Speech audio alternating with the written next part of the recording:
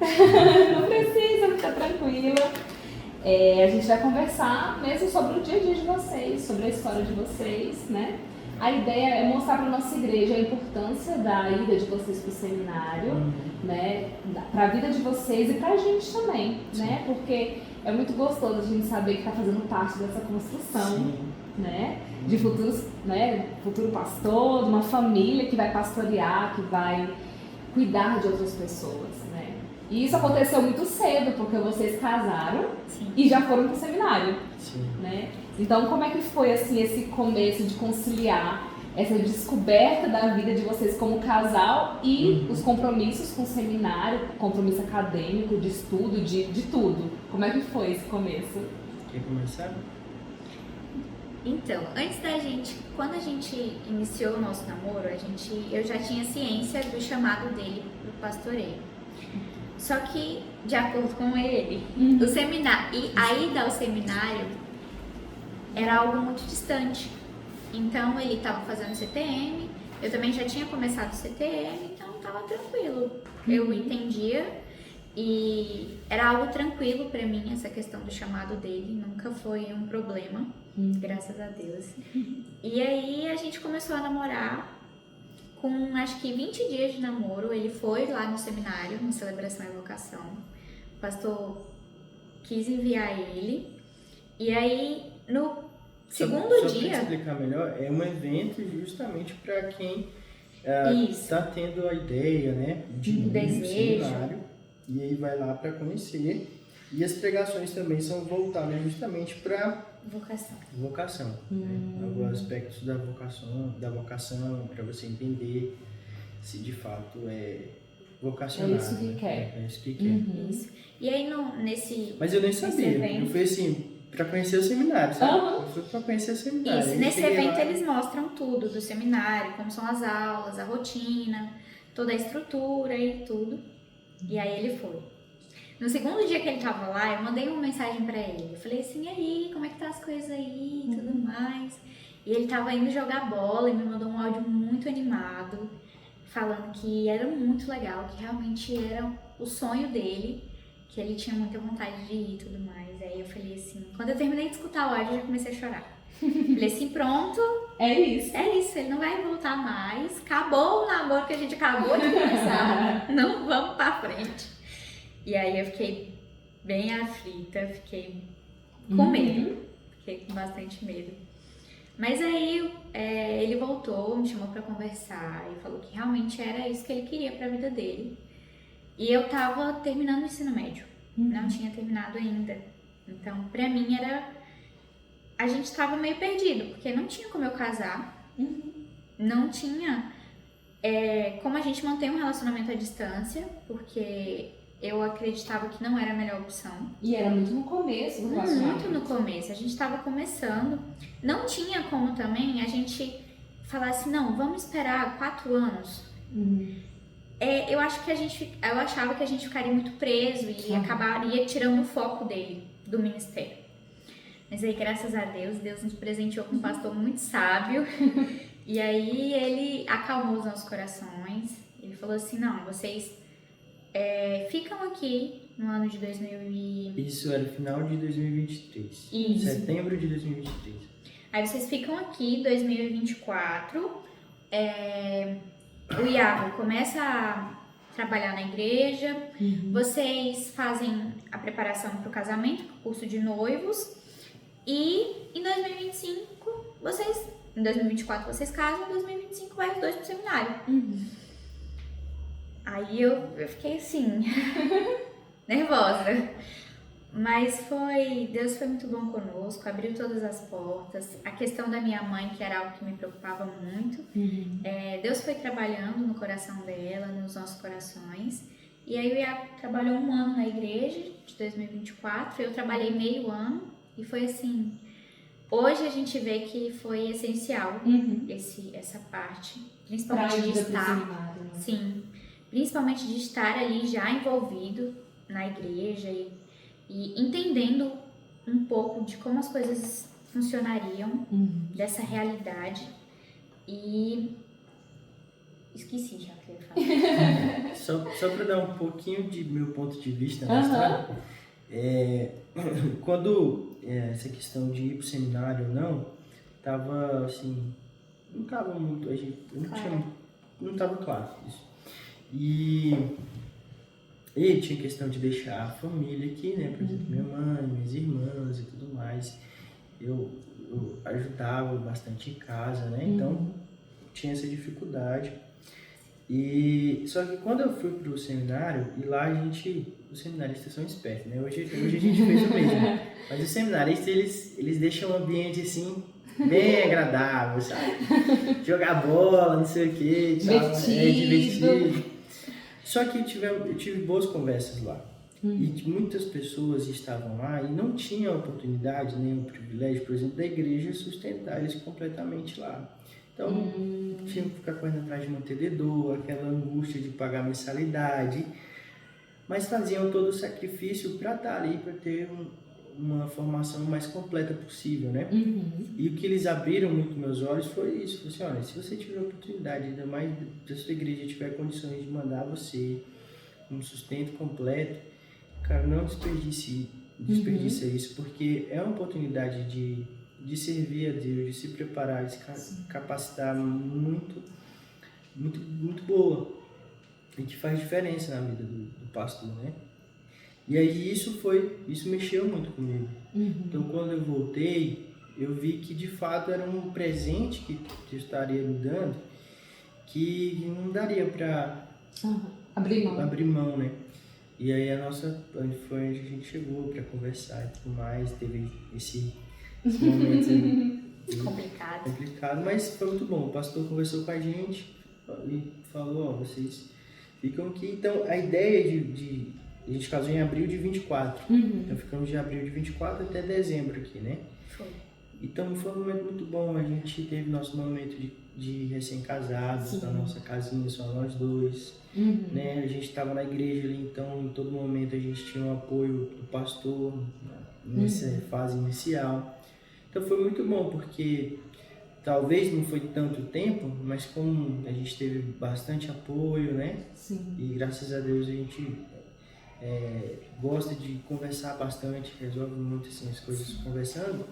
E aí isso consolidou bastante, eu acho, o nosso relacionamento.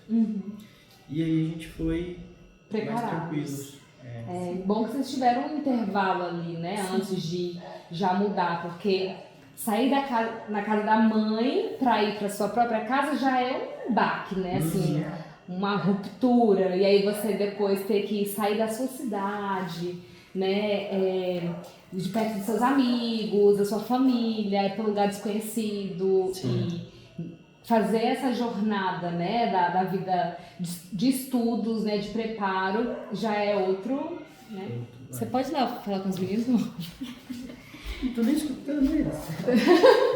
Gente, essas crianças são uma bosta. Eles se amam. Eu falo pra eles, vocês se amam, né? Porque vocês não suportam ficar longe um do outro. Eu só vou esperar ele voltar, porque daí, quando eu fizer a próxima pergunta, vocês ficam mais à vontade, tá? Pra responder. Mas não é fácil. Quando a gente casou, o nosso apartamento não estava pronto ainda. E aí a gente alugou um apartamento, a gente morou nesse apartamento 1 ano. E aí tivemos que devolver o apartamento pra ir pro nosso apartamento mesmo, só que ainda tava em atraso e a gente não conseguiu outro lugar pra morar. Aí eu fui morar com a minha mãe.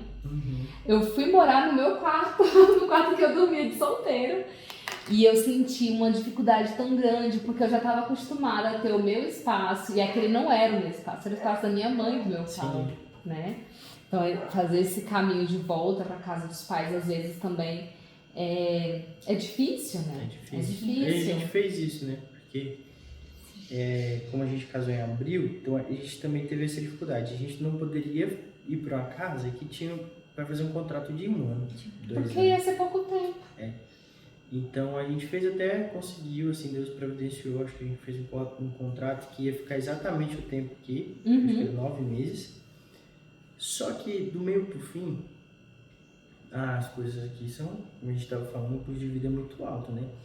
E a gente usou uma parte do dinheiro que a gente, do casamento ali, presente para comprar o carro. Uhum. Então, e aí a gente foi juntando dinheiro novamente porque a gente tinha que mobiliar a casa lá. Sim.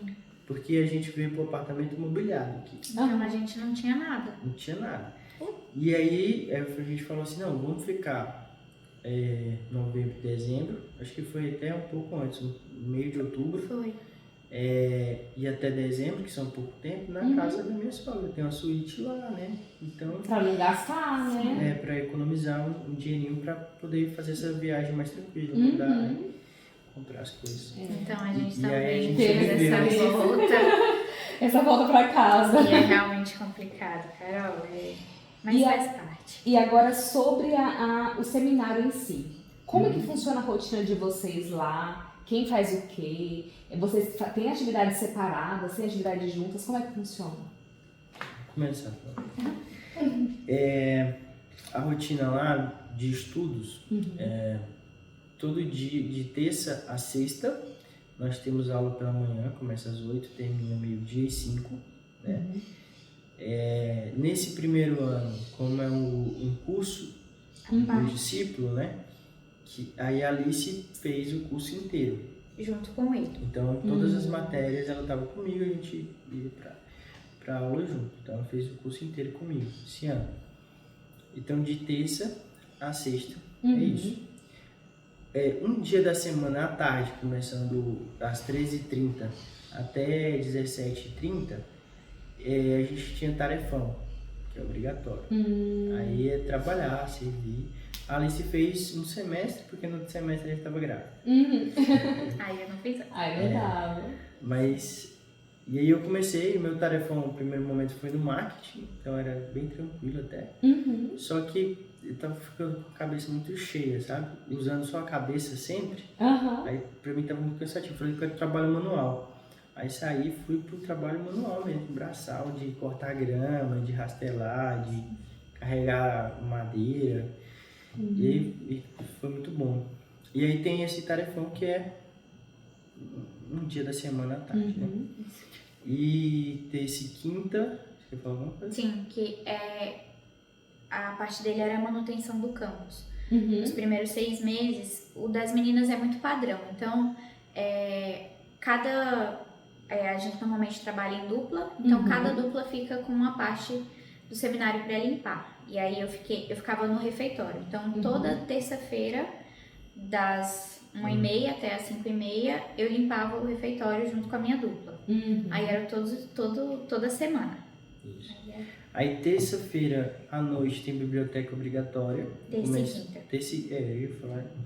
Mas terça e quinta tem biblioteca obrigatória, começando às 7 horas, né? Isso. E indo até 9 horas.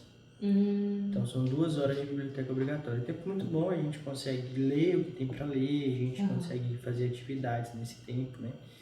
Então assim, um tempo muito bom. E aí, final de semana é estágio. Nesse primeiro ano, como é um curso diferente, né, o discípulo, a turma inteira vai para o mesmo lugar. Todos juntos. Todos juntos. Então a gente faz em conjunto.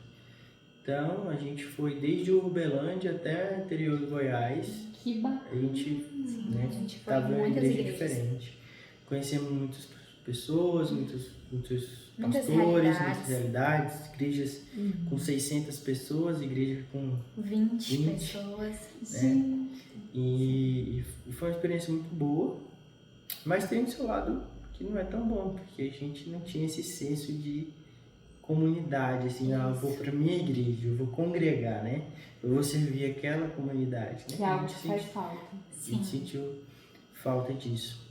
E o momento de comunhão é diferente também, porque você tá todo final de semana com pessoas diferentes que você nunca viu e que você tem ali o sábado, o domingo e aí acabou, vocês vão embora e aí o momento de comunhão era diferente. Então todo final de semana a gente estava nesse processo de eu me chamo Alice, esse é meu marido Iago, nós somos enviados de tal igreja e de compartilhar nossa história e de saber a história de quem nos recebia. E por um lado é muito bom, né? A gente ficava na casa dos membros da igreja, né? A gente sempre ficava. Todo final de semana a gente estava numa casa diferente também. Gente, com uma família diferente. Sim.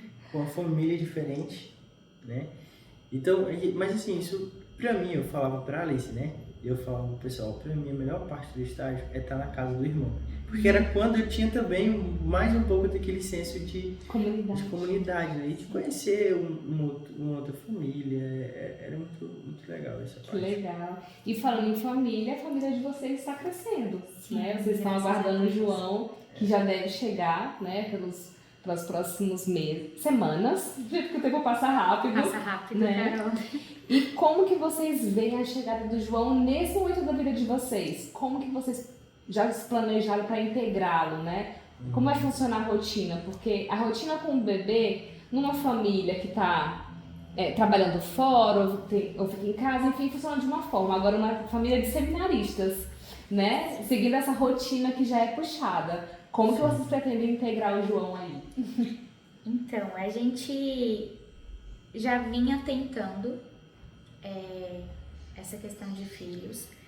E aí lá em Anápolis mesmo, quando deu 1 ano que a gente estava tentando ter neném e o neném não veio, a gente foi investigar. Então aí a gente começou uma investigação e descobrimos um ovário policístico. Mas foi assim, Deus sabe de todas as coisas e Ele é perfeito. A gente fez o tratamento de ovário policístico 1 mês, contado assim, cravado, 30 dias. E aí, quando a gente ia iniciar o 2º mês de tratamento para ovário policístico, o positivo veio. E aí, era uma coisa que a gente queria muito, porque é uma coisa que eu nunca escondia. Eu sempre quis muito isso. Sempre foi um desejo muito grande de ter filhos, construir uma família. E aproveitar a juventude também. Isso, aproveitar a juventude para isso. Começar cedo, para que eu consiga aproveitar todos os filhos bem e tudo mais. Então a gente ficou muito feliz e era algo que a gente já vinha orando e pedindo para Deus, então a gente ficou assim assustados porque a gente não imaginou que seria tão rápido, mas a gente ficou muito feliz e muito gratos porque realmente foi uma bênção de Deus.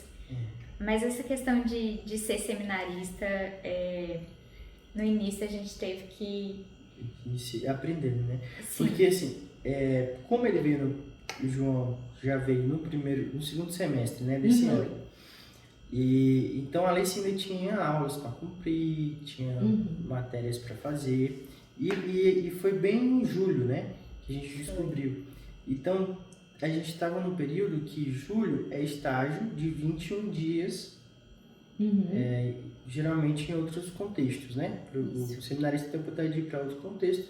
E no caso do 1º ano, a gente é responsável pelo acampamento de adolescentes, inclusive muito bom, adolescentes, muito bom. E lá é uma benção o acampamento, muito bom mesmo. E somos responsáveis também pela equipe do Férias para Jesus.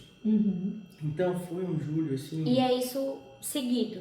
Um dia de folga. Um dia de folga para entrar no outro. Então, Então você começa em julho com um treinamento para o acampamento. Aí vem o acampamento. E aí no acampamento a gente dorme em quartos separados, cada um cuidando de um pessoal, né?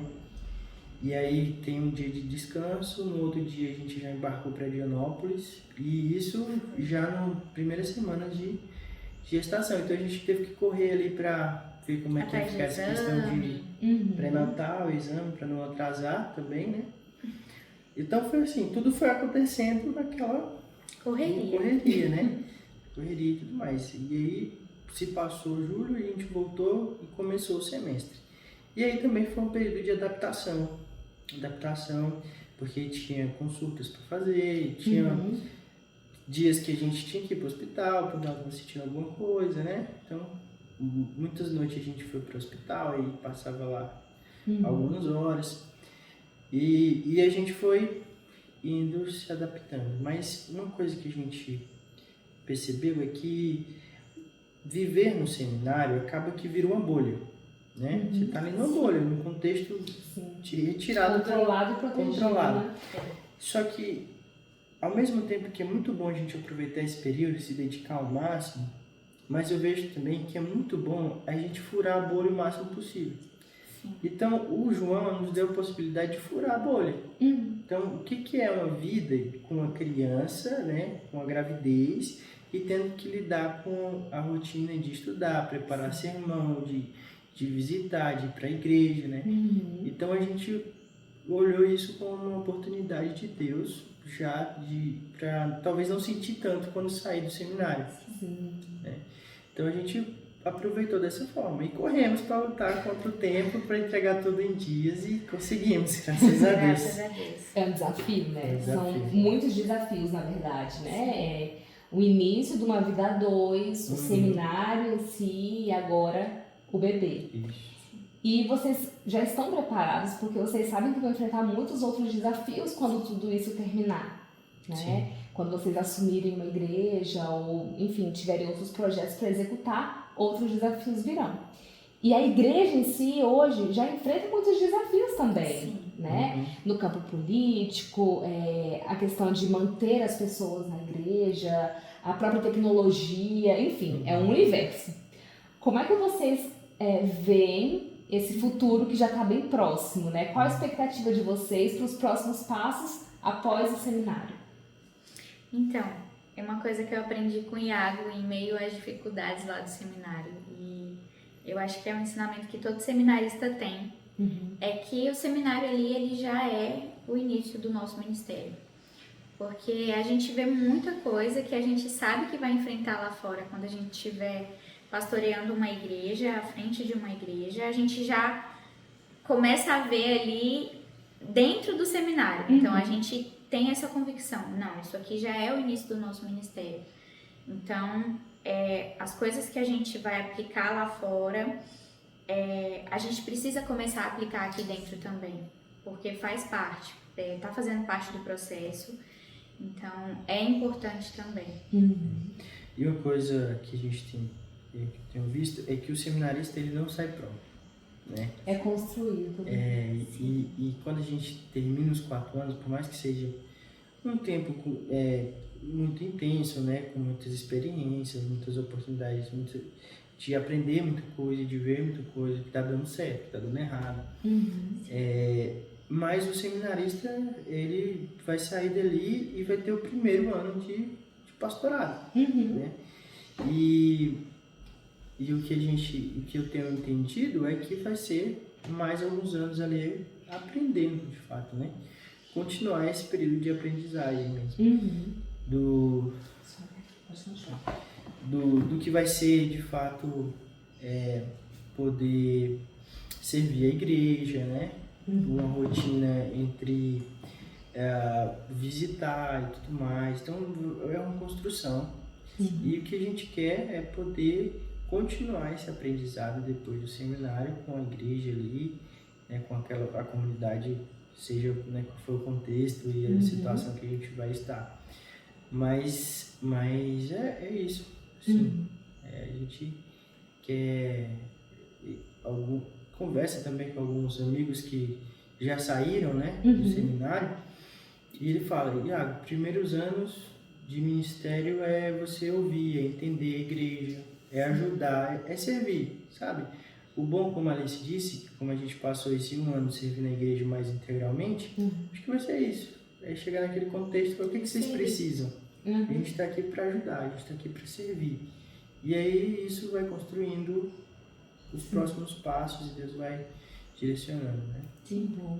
E para fechar, qual conselho vocês deixam para os jovens que sonham seguir esses passos que vocês estão seguindo? Porque vocês sabem que são hoje inspiração, né? Vocês estão se tornando inspiração para muitos jovens, principalmente na nossa igreja. A gente admira, ama e ama cuidar de vocês, né? Então agora, o que vocês podem dizer para os que virão, né? Para os próximos jovens? Qual conselho gostariam de deixar para eles? É a melhor coisa do mundo, assim, é um privilégio. A gente, nos estágios, a gente sempre tem um momento com os pastores, né? Que é de entender a igreja, entender o ministério do pastor, as dificuldades dele, o que ele tem passado.